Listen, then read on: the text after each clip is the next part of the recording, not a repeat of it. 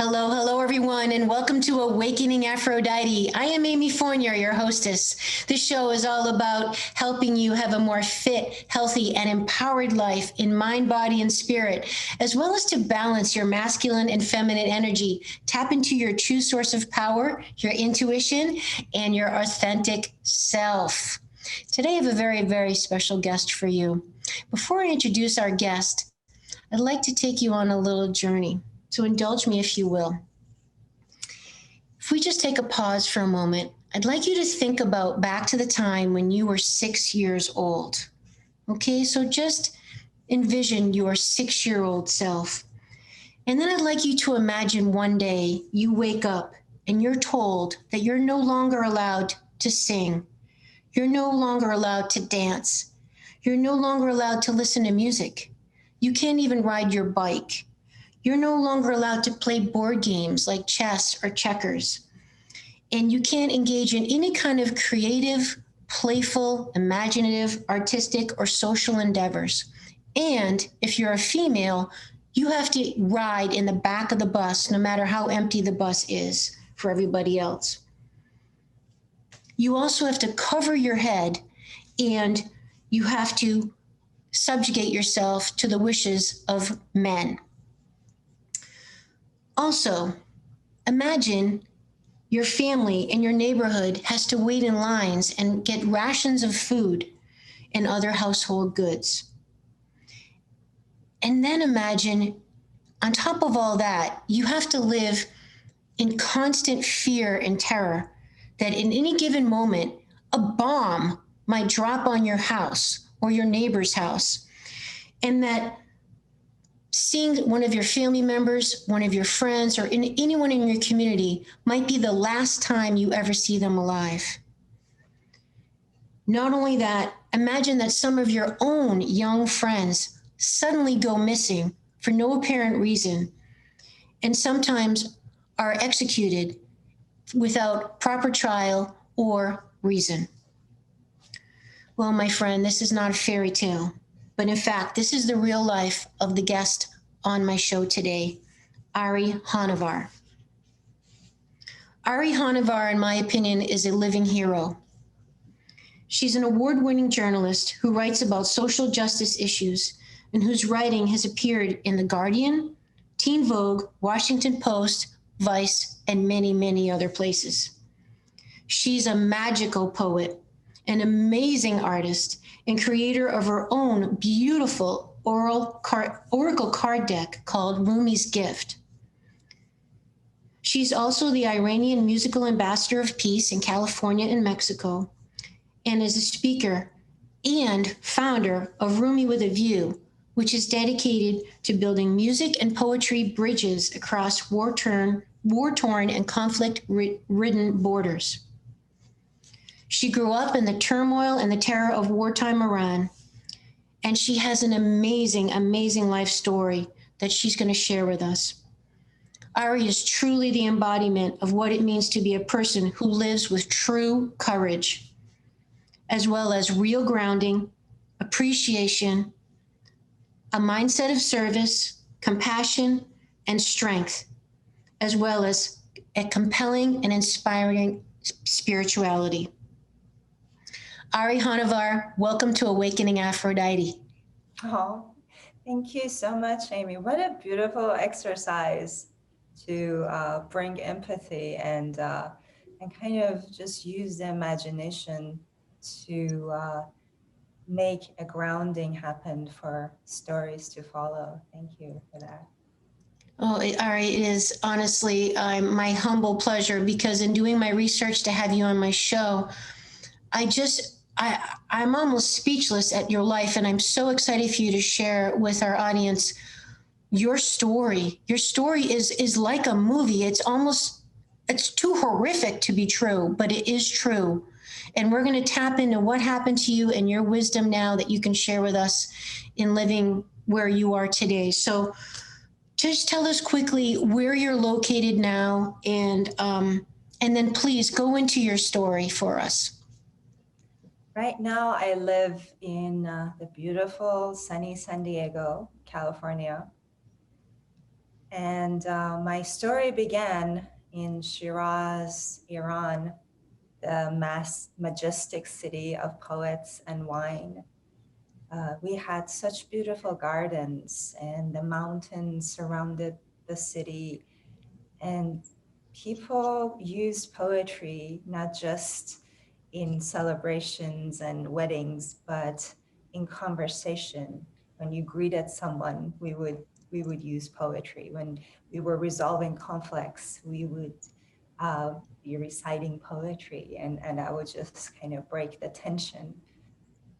So when I was 6, um, because joy and suffering are so inextricably linked in this realm, my life changed forever. My life, along with 20 million other people's lives. And if we count Iraq, several more million people as well. So when I was 6, women of Iran lost their right to ride a bicycle, as you said, or sing in public. And then just as this war on women and our freedom of expression was taking place, Saddam Hussein attacked Iran and started a war that took countless lives and lasted 8 years. So as you said, during those times, it was very hard for people to maintain any kind of a sense of agency or stability in their lives. At any moment, someone could be taken away as a political dissident, or a bomb could fall. And this was happening for Iraqi people as well. But in Iran, what we were experiencing was probably similar for Iraqi people too, where in my elementary school, there wasn't a kid who hadn't lost someone to the political oppression or the bombs and war and missiles and chemical weapons and such. So as this is happening, we had to come up with ways to nourish our soul. And it was very natural for us to go into poetry, to the salve of mystical poetry. And I think I shared this before, which a story that you've heard, that on the nights that we would be particularly brave, we would go to our rooftops to watch the anti-aircraft missiles shoot up into the air. And to my 7-year-old eyes, this would be like the most glorious 4th of July fireworks, these beautiful patterns of red covering the black sky. But then underneath that awe, there was such a terror in my little belly. Who was the lottery of death going to claim next? Was it going to be my sister in Tehran, my family, my best friend, my teacher, or was it going to be me? And then someone from another rooftop would shout something like, بر همگان گر ز فلک زهر ببارد همه شب من شکر اندر شکر اندر شکر اندر شکرم.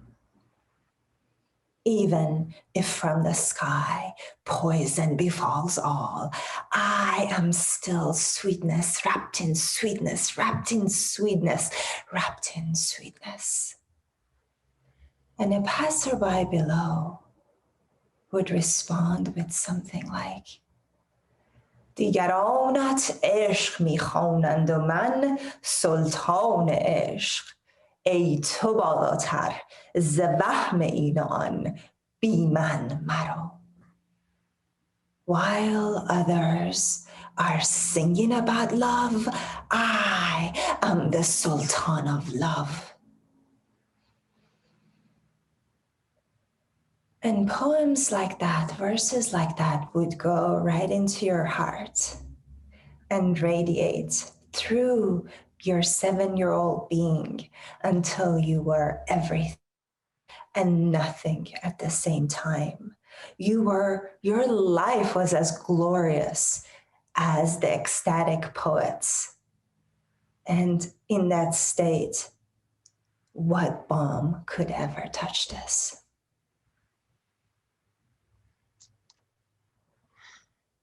Wow. That's just, wow.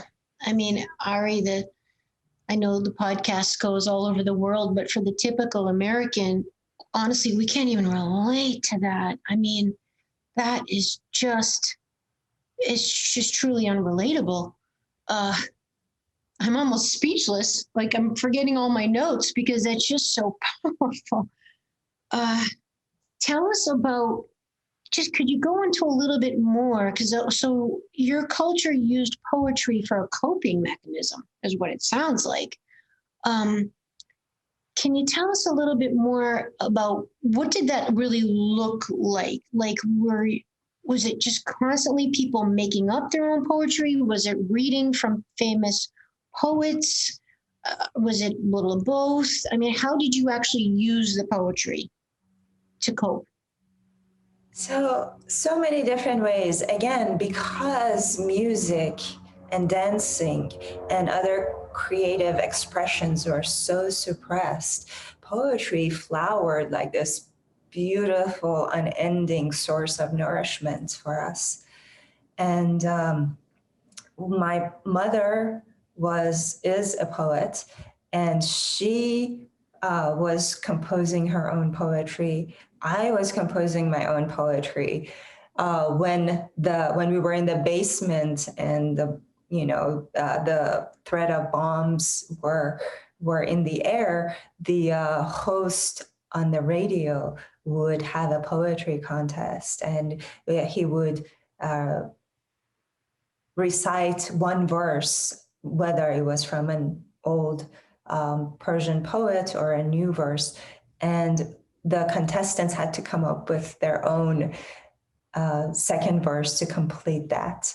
And that just took our mind away from the terror and what was going to happen. We were so consumed with coming up with the best second verse to this contest. So it was a little like that, where we and then when we couldn't really complain about what was happening because spies were everywhere.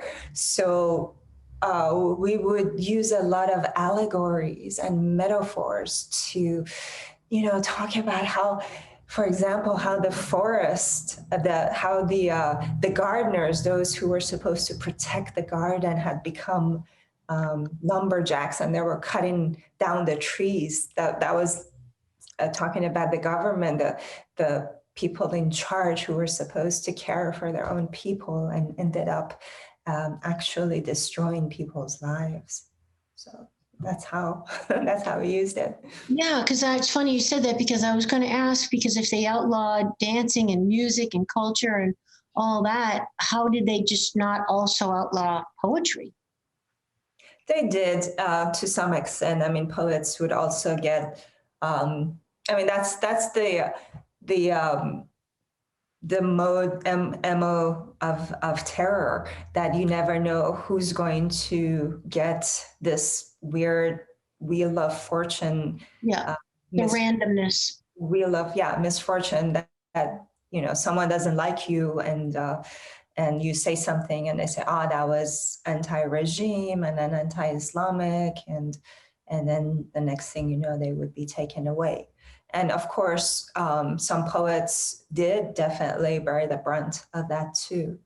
But people did what they, what their soul was yearning to do anyways. It has to be expressed. So this, just to give us some context, Ari, we're talking the late 1970s, right? This was 1980s. Iran-Iraq war started in 1980 and ended in 1988. Okay, so 1980s. Okay, and you even had to, because you were a rebel, right? You always had that little fire in you. So didn't you even disguise yourself as a boy so you could play for a while? Tell us about the little Ari and what what you did to survive, and any experiences that you had that really stick out for you and formed the woman that you are today. I had my best friend was a boy, and we played a lot. And after the revolution, I just did not want to be restricted. I wanted to be like a boy and run and ride my bicycle and do all the wonderful things that boys got to do. I thought it was inherently unfair and such an injustice for me to be separated from my best friend like that. So I had a boy's haircut. I looked very much like a boy. I dressed like a boy, and I went out there and I played for a while before people told my parents, "Oh my God, she's, acting like a boy. You need to, if she could get into big trouble." So they're like, "No, you can't go out there anymore. You gotta wear your hijab. You gotta do what you need to do." So that's kind of what I did. And then later, because of this incessant rage that one would feel in response to these injustices, I would go out at night and write anti-Khomeini, anti-regime graffiti on walls of our neighbors and such. Wow. And the punishment for that is definitely severe. It could be death, because treason, it's not just treason against the government, but it's, treason against God, because we lived in a theocracy. So it was not a good situation. Okay, so tell us what it was like. Well, first of all, I don't know if I'm pronouncing this right. Please describe what a hijab is exactly, and tell us what it was like to wear one. Hijab. It's what it means. It's an Arabic word. It means covering. Covering. Yeah. So we had to cover our hair, and it was very restrictive for me. Other people, other women, were fine with it. Some were not. Some were very religious. And my grandmother, she really never went outside the house without the hijab. She was very religious. And back in the 40s, I believe, was it 40s or 50s, the government did the opposite. The Reza Shah's regime, they went in and they uncovered women's hair. They're like, you can't wear hijab in public anymore, because we're modernizing Iran and this is not great anymore. And that was also another way to subjugate women and tell them what to do, what to wear, what to not. And that was, so this, my stance at the time and still now is not an anti-hijab stance, but it's a freedom of women stance. Whatever a woman wants to wear, they should be able to wear without judgment, just like a man could wear religious garbs or, go out there in just shorts, and no one would bat an eye. So freedom of choice. Yes, for women.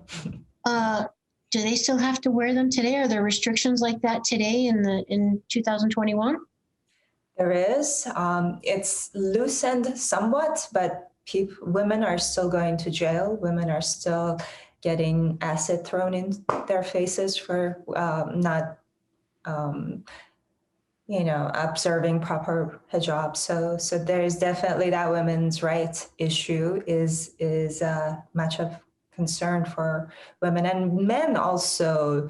Many men support women's rights in Iran, so they end up, getting arrested or beaten or worse as they're helping women. Unbelievable. So other than poetry, were there any other common things that you could remember that you did with your family or in your culture to cope? There were a lot of ways that we had to figure out how to survive. One of the things that actually saved us so much was a sense of humor. We laughed a lot.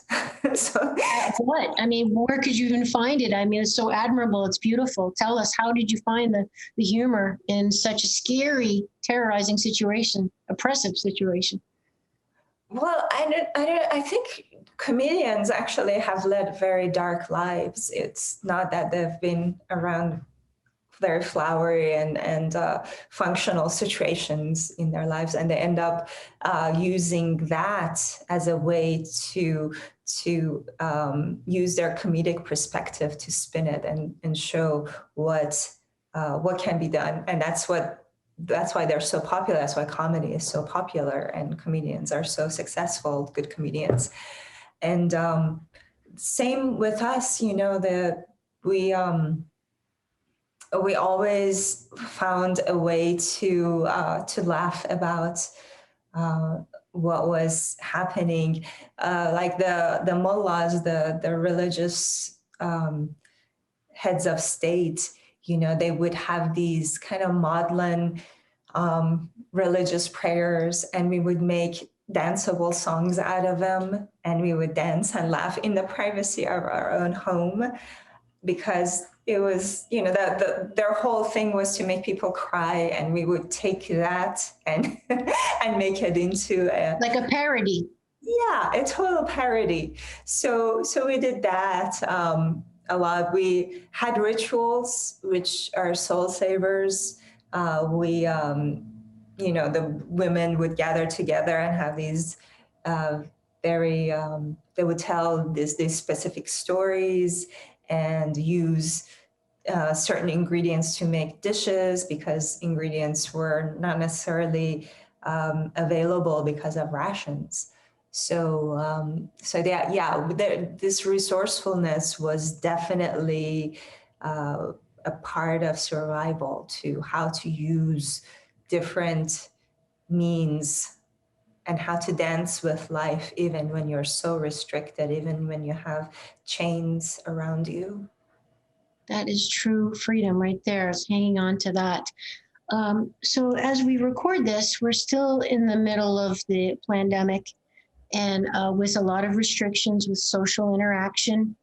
There's a lot of loneliness, and people have, I think the good side of the whole situation is it's helped people get very clear on their priorities and their values and truly what's important in life, like human connection, togetherness, contact, literally physical contact. So tell us, you know, how did you guys during that time, how did your family, you're just a young girl in this terrorizing situation, you're dealing with the possible betrayal of friends by people snitching on each other. You don't know who to trust. The government is promoting paranoia and fear. So it's an undercurrent of anxiety and distrust. In light of all that, how did you guys function in a community cohesion to have that comfort in your home? And I guess you're a little bit of an extended home, but really knowing that you can trust these people, they're not going to betray you. Like, how did you guys navigate that? Yeah, trust is such an important, it's so important in life to have trust. And so without it, life becomes super restrictive. We trusted our close friends and neighbors, and they trusted us. Once we had our neighbor had a birthday party for her teenage daughter, and she had cancer, and she had gathered all her strength to throw this party, and we were in there. There were music, there was dancing, there was men and women together, which that was a big no-no during this restriction. And it ended up, it got raided. The men in fatigues and Kalashnikov rifles came in, and they raided the party, and we jumped over the fence over the wall into our house, and everyone else followed us, all the guests, and they ended up, escaping from our house, except for the host who had a seizure on our front yard, and we couldn't help her because we had rifles pointed at us. And it was one of the most traumatic experiences of those days, to not be able to help someone who is ill, who is shaking on the ground. And I was like 10 or 11 at the time. You were 10. Yeah. Wow. Yeah. I mean, I want to get into your current situation, but I can't even imagine like the post-traumatic stress and all that, the nightmares. I mean, the fact that you're functioning so well, at least on the surface, I mean, in light of the horror, is just truly remarkable. So please tell us then, let's fast forward a little. It's a truly incredible story that the poetry is really what saved your life, because it was your mother's poem that was your ticket to come to the U.S. So tell us about that story, please, how you came to the U.S. and what your family situation is and now and all that. My mother, as I mentioned, is a poet, and at the time, Iran was a bit of a banned nation. No one was giving refugees a visa to escape. So people did very extreme things. Human smugglers, had their clients dress up as sheep and walk on all fours to the Turkey border with the sheep herders, and some of them got to the other side. Other people married their young daughter to an older person who could get them out. My mother wrote a poem, and that's how I got out. And she wrote a poem about India's Independence Day, and submitted it along with our visa application to India. And then India gave us a visa. The ambassador liked the poem, gave us a visa to go to India. And then from there, we secured an appointment with the American embassy. And against all odds, we were given a tourist visa to come to the US. And my parents had to go back to Iran. My sister was still there. So I ended up living here without my parents at the age of 14. Who were you living with? At first, it was an American family. Then I lived with my brother, who I hadn't seen for 10 years because he left as an exchange student before the revolution, and then he couldn't return. So I ended up living with him, who was 10 years older. Okay, unbelievable. And just give us the update on your family now. Are people safe? Are they here in the U.S.? Have you seen them? Yes, it took us 21 years before we were all in the same place together, and that was really wild. And then 2 years later, my father passed away. And then my mom is still around in San Diego, and my my sister is in Canada. So we're all miraculously have survived, and I'm very grateful.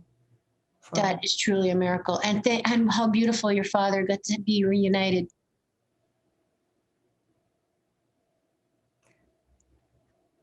You were just cutting out there. I didn't hear. Sorry. I just said how beautiful that your father had the blessing to be reunited with his family before he passed. Yes, definitely. Yeah, we were all together when he passed away, which was... That's beautiful.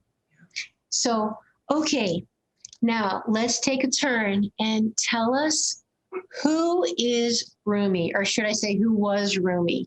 And tell us about your relationship with him. He was a poet 800 years ago, a Sufi poet, which is the mystical side of Islam. To him, spirituality was a very feminine, receptive concept where you were responsible for your own spirituality and God wasn't something outside of you. He lived 800 years ago and he uttered all these poems, 10,000 verses or more, and there's still that light, that fire is still catching and igniting people's hearts and passion. His poetry is he's the best-selling poet in the world. So he definitely has gone out of the Persia, Turkey. That's where he was in, and he's all over the world right now. His And works.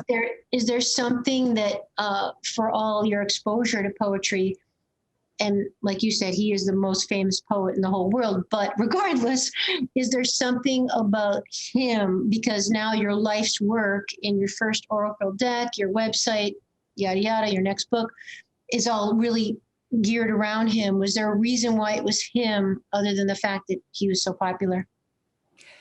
Yeah, so he was definitely a bridge for me. When I came to the U.S., I had to forego my poetry for a while to integrate, because as you know, in the mainstream, there isn't much poetry going on in the U.S., and I was not reciting poems in conversations like I used to. So I kind of took a back seat, but then at my very first heartbreak and when my father was dying, Rumi's poetry just came in and seeped into every crack of my being and nourished me in a way that I could not have imagined. When I grew up, Hafez was my favorite. I knew most of his poems by heart, but Rumi was this bridge to my past and to this indescribable, indecipherable expansiveness that allowed me to really see through his eyes what glorious life there can be, how glorious life can be. And Ari, when you read Rumi, a lot of, I think, the disconnect that people have with poetry is they just say they don't get it, right? But when you read Rumi, or should I say experienced Rumi, did your soul immediately resonate with it? Did you get it, like what he was saying? Were you able to understand the metaphors, apply them to your real life? Obviously, it spoke to your soul, but tell us about that. Was it an immediate understanding and reverence, or was it more of like you had to ponder it, meditate on it, and then it came to you over time? Yeah, his poetry runs in my blood. I've been born into generations of Rumi lovers, and I can't recall a time where he was separate from me. His words were separate from me. And I hear that from a lot of people who don't even speak Farsi, where there is this situation where I recite the poem in Farsi and they're like, I understand this. Yeah. They don't understand the words, but somehow something gets transmitted. So it's got something in it that is so visceral and so immediate that it bypasses the intellect, it bypasses the our knowledge and language. And that probably comes through in your art, right? When you do your paintings, I'm just assuming you're probably just letting that flow through you and coming out onto the canvas, right? Mm-hmm. Yeah, for sure. Yeah, paintings don't take that long because everything just flows out of me. And wow. Here's one for those who can't see. It's the cover of Rumi's Gift, and it's a woman meditating, and her body is made out of a Rumi poem. So it's truly remarkable. For those people that are listening by podcast, we apologize, but when you get a chance, hit up the show notes and go to my YouTube channel, FitAmyTV, and you will see this whole episode with the absolutely gorgeous Ari, and she's holding up her beautiful painting that she did herself. What was the topic of that one? Was that the freedom painting? I remember. Yeah, see, I remember that one. Freedom. It's just remarkable. And Ari, would you hold up the Oracle deck again for us? And I apologize for the podcast folks. She's holding up the beautiful deck that she created called Rumi's Gift. And explain to us, please, what exactly that is and how you created that, how that came about. It's so ingenious and gorgeous. The idea was that I wanted to make a bridge between the Persian practice of divination, which we did through poetry, as usually Hafiz, but sometimes Rumi, and the Western tarot. And so made an oracle deck with all his, I had 33 paintings. Some of them were painted with Carmen Castello, another really beautiful artist.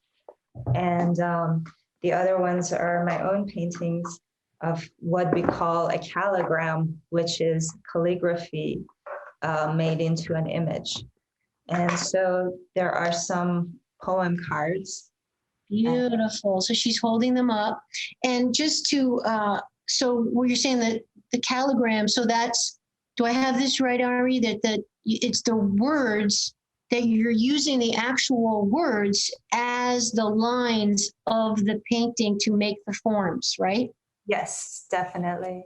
So amazing. Everybody, one of my best friends and mentor, Paul Check, gave me Ari's gorgeous deck, Rumi's Gift.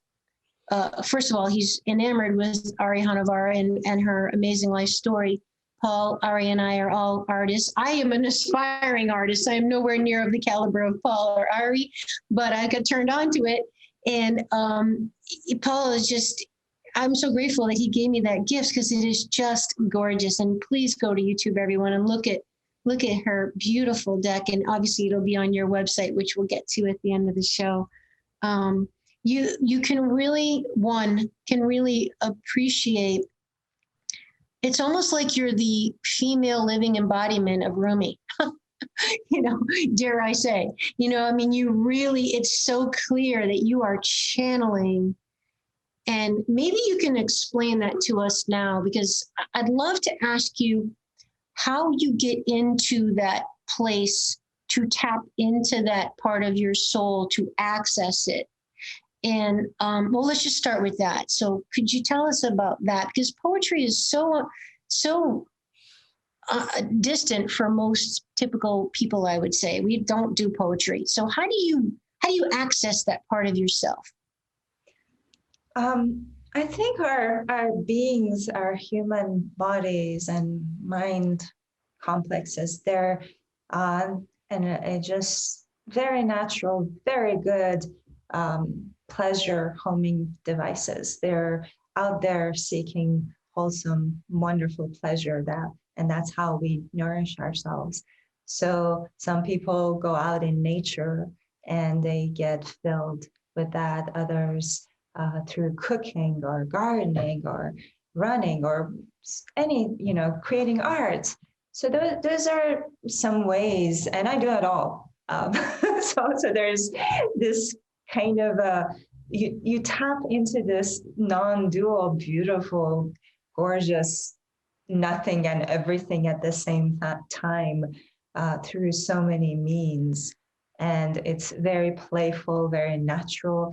But the parts that I want to emphasize is the honoring of suffering and integrating and not bypassing our own suffering and not turning away from other people's suffering.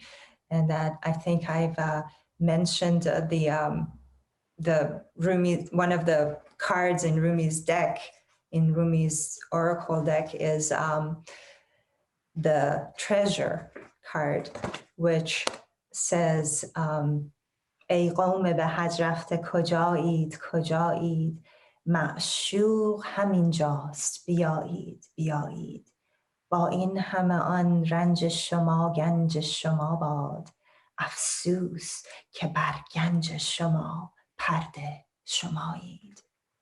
Oh, pilgrims on your way to Hajj, where are you going? Your beloved is right here. Come back, come back. Did you know that your suffering is your treasure? Did you know that your suffering is your treasure? Alas, you are the veil covering your treasure. Wow. Wow. Wow.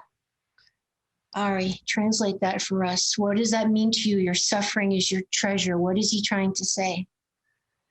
That's where the nectar lies. That's where the good stuff is. We're going around chasing candies and high fructose corn syrup when the true nectar lies into the nourishment is when you dive into your own suffering, when the time is right and you're able to, and you see that there is no suffering by going really into it, or the suffering becomes the beloved, like your long lost beloved, something, a part of you that has been yearning for attention and for love and is malnourished, and you pour all your love into that part, into that place that is you've been neglecting all your lives. Beautiful. Oh, I love it. So, do you have a favorite Rumi poem out of all the poems? Is there one that really is like the one for you, or? There's so many, and it's very time, situation based. Yes. So yeah, this one particularly speaks to me now because Perfect. people are really suffering right now so much because of various reasons, and it's a good reminder not to turn away from that. The balance of nourishing ourselves, having enough pleasure and beauty in our own and joy in our own lives, and then at the same time being able to ease someone else's suffering.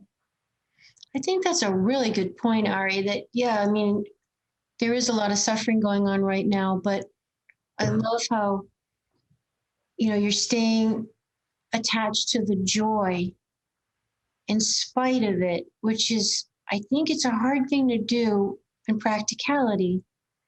Can you just expand on that a little bit more, just so people can really apply that? Like, if they're really, really suffering, they lost their job, they're lonely, their income is probably cut in half. Our freedoms have been certainly compromised. There's a lot of fear and anxiety. Maybe they lost a loved one that, whatever. How do they do that? How do they still walk that line between the joy and the suffering? What would they do in those situations? So it's a very complex question because what we need is a really good support system. And our system is very individualistic right now, which is such a poison. We need our community to support us. So not everything falls on our own shoulders, should not fall on someone who's ailing, who's lost a job. There should be a safety net catching the people. So that, and then the grief really requires a lot of support from other people. So this is not a situation of pull yourself up by your own bootstraps, because that is such a damaging thing to be preaching, because we need to fix our society rather than put all the onus on the individual to fix themselves.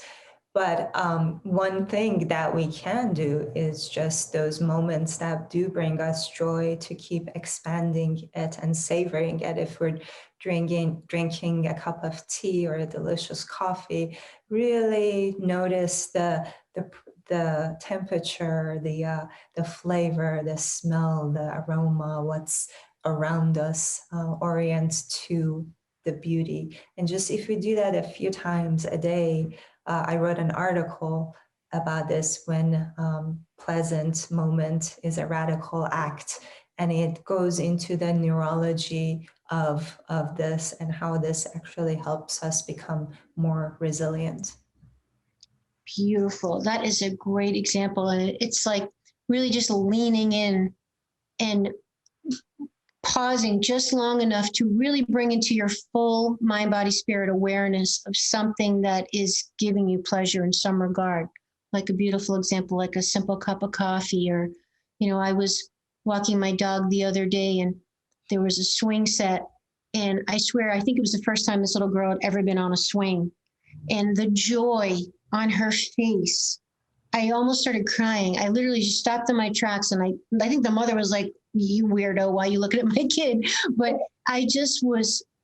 my heart just completely blew up and expanded, and I just had this big smile, and tears came to my eyes, and I just was like, that's God right there. That is the joy in this child. And so just pausing for myself to take a moment to receive that gift of being able to witness God in action, this beautiful child.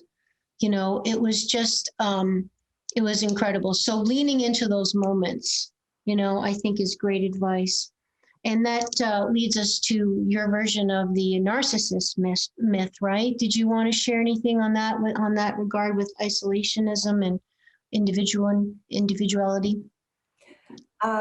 Real quickly, the myth of Narcissus told from the Persian mystics lens is that the young man goes to fetch water and sees his own image in the lake, but he becomes enamored. But rather than the Greek myth getting frozen into that one second, and then not unable to move and dying there, he dives into the lake. He risks everything, his own livelihood, to unite with his beloved.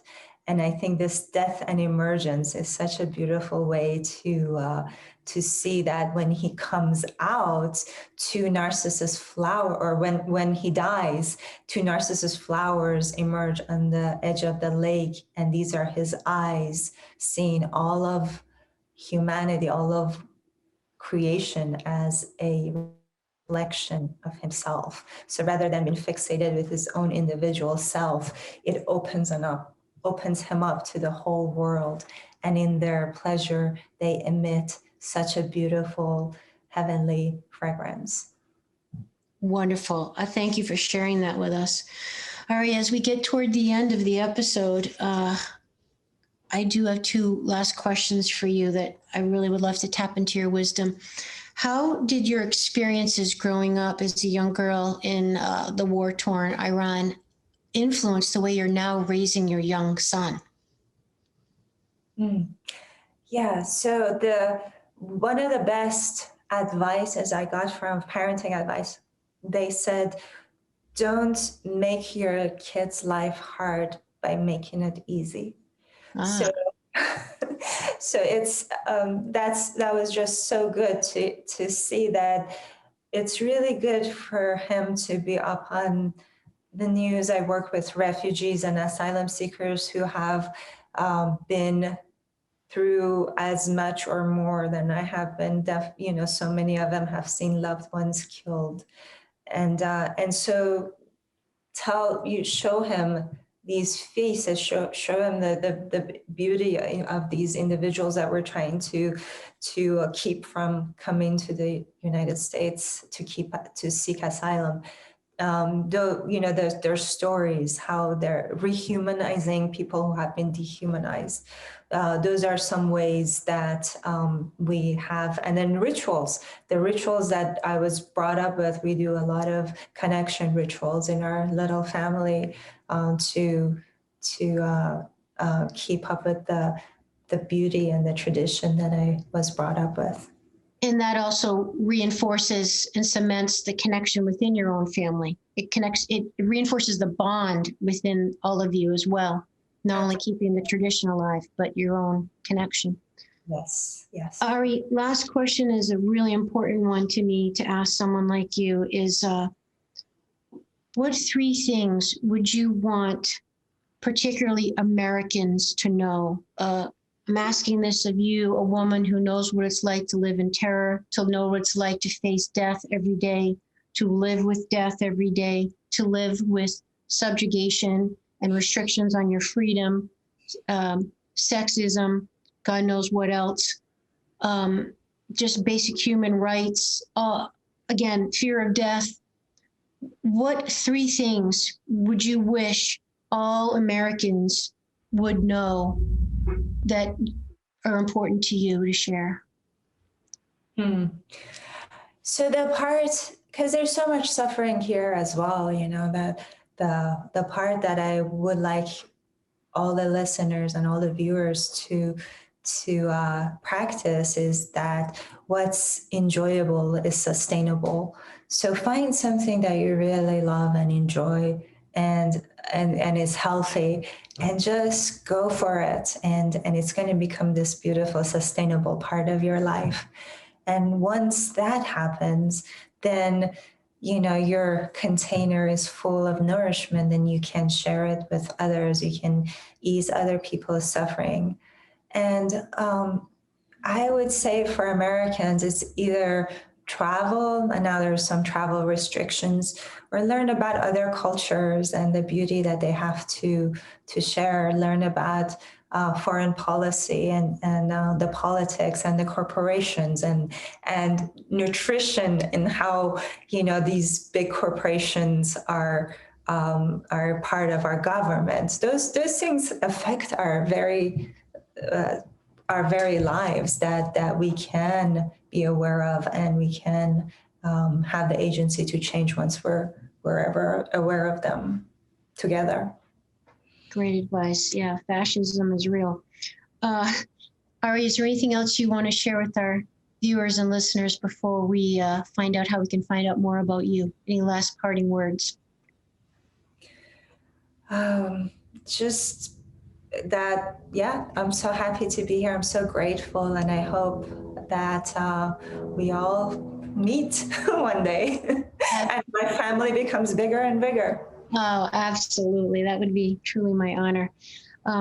Okay, Ari, please tell everyone about your book coming this fall. Tell us about your website, your social media, and anything else you want to draw attention. And just a reminder, this will be in the show notes for those people who aren't able to write down what she's going to say. Wonderful. Thank you.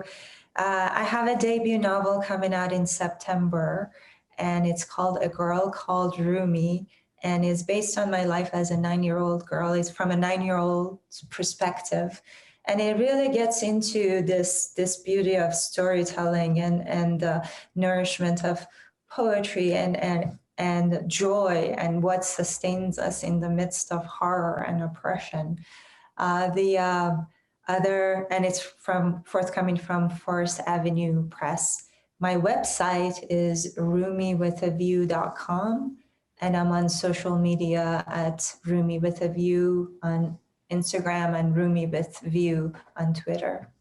And you can see Ari's amazing relationship with hummingbirds on her Instagram. It's incredible. They come and feed right out of her hand, and it's just gorgeous. And you can see a lot of her art and poetry there as well. It's great stuff. Thank you so much, Amy. Wow. Thank you so much, Ari. This has just been so inspiring and incredible. And folks, remember, you can check out this episode with Ari over on my YouTube channel, which is FitAmyTV. That's also my Instagram. If you enjoyed the show, please help support the show. It really does help by rating the show, reviewing the show, and sharing it with your friends. And you can find out more about me on my website, amyfournier.com. And Ari, until we do our art together in person and share a cup of tea, perhaps in San Diego, I thank you one last time for being on Awakening Aphrodite. Thank you so much, Amy. It was a pleasure talking to you. Okay, everyone. Thanks for listening and watching. And I already can't wait to be with you again.